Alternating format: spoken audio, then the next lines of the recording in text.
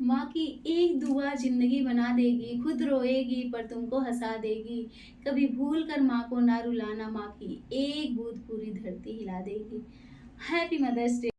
सो guys, आज मैं एक प्यारी सी माँ की स्टोरी सुनाने जा रही हूँ। वो माँ है रागनी, जो कि मेरे पास टू बेबी है, एक बेबी गर्ल भी एंड बेबी बॉय है। मैं बहुत हैप्पी हूँ। मुझे एक चीज मैं आपको दिखाती हूँ। सबसे बड़ा दिन आज मेरे लिए है, जो कि मदर्स डे। आज मुझे फील हुआ कि हाँ, मैं मदर बनी हूँ। फील हुआ मेरा बच्चा काबिल हुआ है, मुझे विश कर दिया, मतलब मुझे विश किया मेरी बेबी, वो भी कार्ड के थ्रू। मैं आपको दिखाती हूँ इमेज। सी गाइस, अब मेरी जो बेबी गर्ल है, यानी फर्स्ट वाली, वो स्कूल जाने लगी। एंड देखिए, स्कूल में कार्ड बनवाया गया था और डेमजो की ये मैम ने बनाया है, बट बेबी ने अंदर में कलर किया है। और जो उसने आके मम्मा के लिए छुपा के लेके आया था स्कूल से, बैग में लेके आई और स्पेशली आके विश भी की। मैम बोली होंगी, मैम सिखाई होंगी कि मम्मा आई लव यू। तो मुझे जो खुशी हुई ना, सच में बता सकती हूँ। ये सारे मेडिसिन, ये सारे पेपर, सब कुछ, मतलब सब कुछ इसके दर्द के, इसके खुशी के आगे सब कुछ मतलब फीका है, इतनी सी है। सो गाइस, आज मैं अपनी स्टोरी सुनाने जा रही हूँ। घर में बहुत सारे कमेंट हुए, सबके सास ससुर, सबके घर में ऐसे ही होता है। ऐसा नहीं कि मैं स्पेशल हूँ, मेरे साथ हुआ है या मेरे साथ नहीं हुआ है। तो गाइस, मैं आपको थोड़ा क्लोज से दिखा रही हूँ। जैसे कि आप देख सकते हो, एक माँ बनना कितना आसान होता है। इतनी मोटी फाइल हो गई है, ये देख सकते हो आप, और कितनी सारी मेडिसिन है। बस ये 9 मंथ का है मेडिसिन, और जो इंजेक्शन लगा, ब्लड टेस्ट हुआ, उसका तो कोई रिकॉर्ड ही नहीं है ना उसका रिकॉर्ड। मैं आपको दिखाऊंगी ना, ये रहा। सो गाइस, मेरा जो सेकेंड प्रेगनेंसी था, बहुत ही हाई रिस्क प्रेगनेंसी था। 3 मंथ मेरा बहुत ही इजली गया। उसके बाद से मेरा हेपेटाइटिस बी पॉजिटिव था, जो कि मैंने चेक कराया, गांव से घूम के आया। बट हाँ, आपको बता दूं, मुझे बहुत तकलीफ ही हुई, बट मैंने बहुत इंजॉय किया, फुल इंजॉय किया। किसी चीज़ को हम लेके अगर पड़े रहेंगे कि मैं प्रेग्नेंट हूँ, मुझे दर्द है, मुझे ऐसा है, तो हम वो चीज़ इंजॉय नहीं कर पाते। तो पहले बात में गाइस, आपको प्रॉपर आप अपने गायनी से टच में रहो, अपना ये टेस्ट कराओ, सब कुछ करो, डॉक्टर से चेकअप करो और अपनी लाइफ को एंजॉय भी करो। लोग कहते हैं कि हाँ, अगर हम मम्मा बन जाते हैं तो फिर हम अपनी लाइफ को जी नहीं सकते हैं, बट ऐसा कुछ नहीं है। मेरे पास 2 बेबी है, अभी भी मैं बहुत इंजॉय करती हूँ अपनी लाइफ को। तो गाइस, देख सकते हैं आप, इतनी मोटी बुक्स हो गया है, मतलब ये एक मोटा बुक बन गया मम्मा का। ये जो मेरा हॉस्पिटल था, मैंने आपको बता दिया शुरू से, इस लास्ट वाले वीडियो में मैंने बताया था, माता रूपरानी मग्गू हॉस्पिटल बहुत ही अच्छा है। अगर आप प्रेग्नेंट है, दिल्ली में है, उत्तम नगर में यह हॉस्पिटल है, आप पक्का वहाँ पर विजिट कर सकती हैं। मतलब बिना भी डाउट का आप वहाँ जाकर चेक कर सकती हैं। मेरी जो डॉक्टर थी, डॉक्टर पूनम मग्गू, बहुत अच्छी है। सो गाइस, ये मेरी जो मेडिसिन है, ये तो मेरा क्या हुआ था, अंदर से जो बेबी तो वो वाटर में रहता है ना, वहाँ अंदर का पानी कम हुआ था, तो इसलिए मुझे पीने को दी थी। और ये है मेरा टैब बेस्ट बोल के, ये हेपेटाइटिस बी का एक टैबलेट होता है, जो कि मेरा 6 मंथ से स्टार्ट हुआ, 5th मंथ से स्टार्ट हुआ था। डेली एक लेना पड़ता था। और इसमें कुछ कैल्शियम आयरन की मेडिसिन है, और कुछ मेरा लीवर का यहाँ पर यूडिलिन है, ये मेरे लीवर के लिए होता है। हम क्या कहते हैं ना कि मेरा क्या होता, बहुत ज़्यादा इचिंग होता था बॉडी में। तो कुछ मिथ है जो हमारे बड़े बूढ़े कहते हैं कि ज़्यादा इचिंग हुआ और मेरे सर में जू भी पड़ गया था, कि बेबी बॉय का सिम्टम है। ऐसा कुछ नहीं होता है, हमारी बॉडी के हार्मोन की वजह से होता है। मेरे लीवर में इन्फेक्शन होने के, लीवर में इन्फेक्शन नहीं था, वायरल, मेरा हेपेटाइटिस बी का वायरल लोड ज़्यादा होने की वजह से ये बॉडी में इचिंग होना, सर में जू पड़ जाना, इसलिए मुझे डेली यूडिलिन लेना पड़ता था। बहुत ज़्यादा दिक्कत थी, इसलिए मुझे 3 टाइम्स लेनी पड़ती थी। तो गाइस, अगर आपको थोड़ा सा भी कोई दिक्कत दिखे, जैसे कि आपको थोड़ा सा अपने बॉडी से थोड़ा सा अलग, जैसे इचिंग हुआ या फिर वोमिटिंग हुआ, ओवर हुआ, कुछ भी हुआ, आप डॉक्टर से जरूर कंसल्ट करें। ये था मेरा कैल्शियम आयरन का, जो कि हमेशा चलता था। और ये मुझे पूरी प्रेगनेंसी, इस बार खांसी बहुत ज़्यादा थी, इतनी खांसी की मैंने सिर्फ ली। मेडिसिन, ज़्यादा मेडिसिन दे नहीं सकते, मतलब ज़्यादा क्या, हैवी डोज नहीं दे सकते हैं। तो मेरी पूरी प्रेगनेंसी खांसी थी, तो उसके लिए मुझे भाप भी लेना पड़ता था, ये भी मेरे पास अवेलेबल है। और गाइस मैं क्या क्या बताऊं, कितना सारा मेडिसिन है ये, जो कि मेरा बस 5th मंथ से स्टार्ट हुआ था। कैल्शियम आयरन का तो चलता ही है। सो गाइस मैं बस ये इसलिए रिकॉर्ड करके रखी हूँ, एटलीस्ट मैं बड़े ही मैं मतलब जब मेरा बेबी बड़ा हो वो भी देख सके, और जो मेरे घर वाले हैं लोग बोलते थे कि इसे कोई दिक्कत नहीं होती, इजली सब कर लेती है, तो वो लोग भी अगर ये वीडियो देखे तो उन्हें भी ये पता चलेगी कि मैंने कितना दिक्कत सहा है, कितना दर्द सहा है, कितना मेडिसिन खाया है। और मेरे से मेडिसिन ज्यादा मतलब खा नहीं पाती हूँ, यहाँ पर अटक जाता है, अटकना समझ रहे हो ना, फंस जाता है।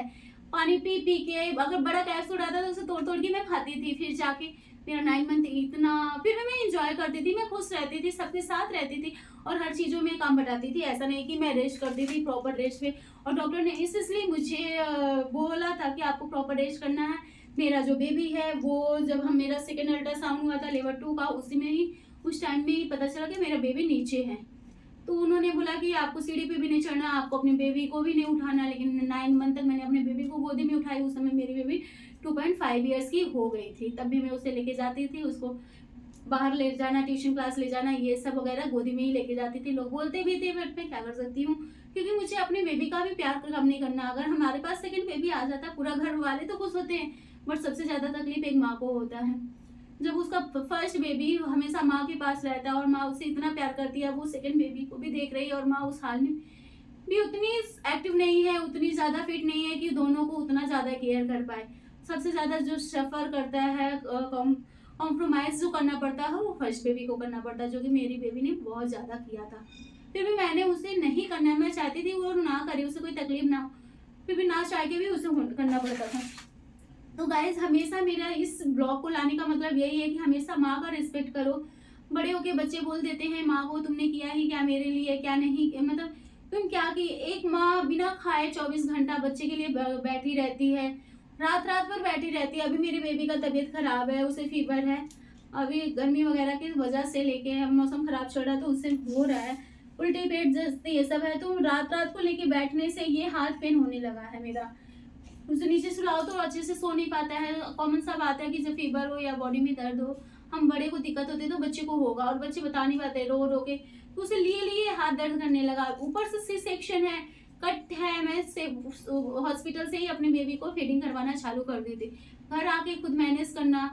हाँ, लोग बोलते हैं कि ससुराल और मायका में कोई फर्क नहीं होता, सच में बहुत ज्यादा फर्क होता है। फर्क कब होता है, जब हमें वो मायका वाला प्यार नहीं मिलता है ससुराल में, तो हमें फील होता है हाँ ससुराल ससुराल होता है, मायका मायका होता है, माँ माँ होती है, सास सास होती है। कभी भी एक सास माँ नहीं बन सकती है, ये सच है। हम कितना भी कर लें, बट वो फीलिंग नहीं आ सकता है, वो केयर नहीं हो सकता जो एक माँ करती है। अगर इस दुनिया में कोई भी ना रहे तो भी इंसान जी सकता है, अगर माँ ना हो। इसलिए तो भगवान हमेशा नहीं हमारे पास रह सकते, इसलिए माँ बना के भेजे होते हैं। जो भगवान की दूसरी रूप है माँ। अभी भी माँ का माँ रहती है तो मुझे अभी भी कोई टेंशन नहीं है। यहाँ मुझे कुछ भी होता है ना तो मम्मी को बोल देती हूँ, मम्मी प्रे कर देती है, ये कर देती हैं। अब जब मैं ससुराल में आ गई तो मैं पूजा पाठ करने लगी, जस्ट बिकॉज कि यहाँ पर मम्मी नहीं रहती है, तो मुझे भगवान से बोलना रहता है, भगवान से प्रे करना रहता है। अभी भी मैं मम्मी के पास जाती हूँ ना, तो अब तो मम्मी बोल देंगी जो भी तकलीफ है। वहाँ अभी भी नहीं ऐसा है कि माँ साथ में रहती है ना, कितनी भी बड़ी तकलीफ क्यों ना हो, वो हम बहुत इजीली से हैंडल कर लेते हैं। बट जो गाइस जब मेरे सेकेंड बेबी थी, वो सेकेंड बेबी यहाँ ससुराल में हुआ था, तो हाँ मुझे बहुत ज़्यादा कमी हुई थी माँ की। और माँ हमेशा बोलती थी ना कि जब ये माँ बनोगी तुम तब माँ का पता चलेगा। मैं मम्मी को बोलती थी मम्मी तुम मारती नहीं हो, भाई को डांटती नहीं हो। एक माँ बहुत ही कोमल होती है, इसलिए क्योंकि वो 9 महीने स्पेशल बच्चे को पेट में रखी है और 24 आवर्स बच्चे के लिए रेडी रहती है। कितना भी पेन हो, बैक पेन हो, हैंड पेन हो, कुछ भी, लेकिन वो बच्चा अगर रो रहा है या कुछ भी कर रहा, माँ के पास अगर नहीं भी है कोई भी चीज, वो जीत करके किसी से भी दिला देती। तो guys please respect your mothers and respect your wife, respect your sister. Always हमेशा हमें एक लड़की का इज्जत करना चाहिए। अगर इस दुनिया में लड़की नहीं हो तो इस दुनिया का कोई अस्तित्व नहीं है। जिस घर में माँ ना हो, जिस घर में लड़की ना हो, वो घर जाके देखो क्या होता है, कैसा लगता है। अगर हम अभी भी माँ के पास घर में आते हैं, पहले ही पहला आवाज क्या निकलता है हमारा, मम्मी या माँ, जो भी आप बुलाते होंगे। और घर में उस समय माँ ना रहे तो कैसा फील होता है। अभी रिसेंट की बात है, मैं बता रही हूँ, मम्मी के घर थी, मम्मी हॉस्पिटल में एडमिट थी, बस 2 दिन थी मम्मी। वो 2 दिन काटना घर हम लोगों के लिए जैसे 2 बरिस हो गया था। हर 24 घंटा ना नींद आती थी, ना भूख लगती थी, ना प्यास आती थी, जबकि अब मेरे पास दोनों बच्चे भी थे। कुछ भी नहीं अच्छा लगता था गाइस। तो एक माँ जो है ना, वो कभी भी माँ की कमी को कोई पूरा नहीं कर सकता। तो भगवान को हमेशा थैंक यू बोलो कि आपके पास माँ है। जिसके पास नहीं है माँ, उनसे पूछो माँ का दर्द क्या होता है। और माँ का अहमियत हमें सच में, जब हम भी पढ़ते थे तो उतना केयर नहीं करते थे, मम्मी मम्मी, बट ऐसा कुछ भी नहीं था। हाँ मम्मी तो है, मम्मी घर को संभाल लेते हैं इसलिए ये वो। पर जब मैं माँ बनी तो उसके बाद मुझे फील हुआ कि हाँ माँ क्या होती है। और जो एक सबसे बड़ी अफसोस की बात ये होती है ना, एक लड़की होना, सच में ऐसा कोई नहीं है कि लड़की या लड़का में कोई डिफरेंट नहीं है, लेकिन होता है जब हम समझदार हुए, माँ के बारे में समझे, तो उस समय हम दूसरे के घर आ जाते हैं, अपनी माँ का केयर भी नहीं कर पाते हैं कि हाँ माँ का 2 कौर का खाना भी बना के खिला दे। जब हम अपने घर रहते हैं तो मम्मी, अभी भी जाती हूँ तो मम्मी ही बोलती है कि तुम बैठो मैं बना के खिला देती हूँ। माँ सोचती है कि मेरी बेटी वहाँ से ससुराल से आई है, थकी हुई होगी, वो तो खुद बनाती है यहाँ भी। और हमें भी होता है, रिलैक्स होता है कि अब हम मम्मी के घर आ गए हैं। आप बिलीव नहीं मानोगे, मेरी बेटी अभी 3 इयर्स की है। जब मैं इस बार मायके गई तो वहाँ पहुँचने के बाद कुछ टाइम के बाद शाम को मेरा छोटा बाबू रो रहा था। तो मेरी प्रिंसेस कहती है कि बाबू अब तुम अब क्यों रो रहे हो, अब तो नानी के घर आ गए हो। तो सोच सकते हो, वो बोलती है अब नानी के घर। ये बात सुन के मुझे बहुत रोना आया। मतलब ये छोटा बच्चा भी समझ रहा है कि हम नानी के घर आए हैं, माँ की माँ। तो गाइस सच में हमेशा अपनी जो माँ होती है अपनी ही होती है, और सच में माँ से ज़्यादा कोई, अगर इस दुनिया में माँ ना होती तो सच में ये दुनिया ही नहीं होता।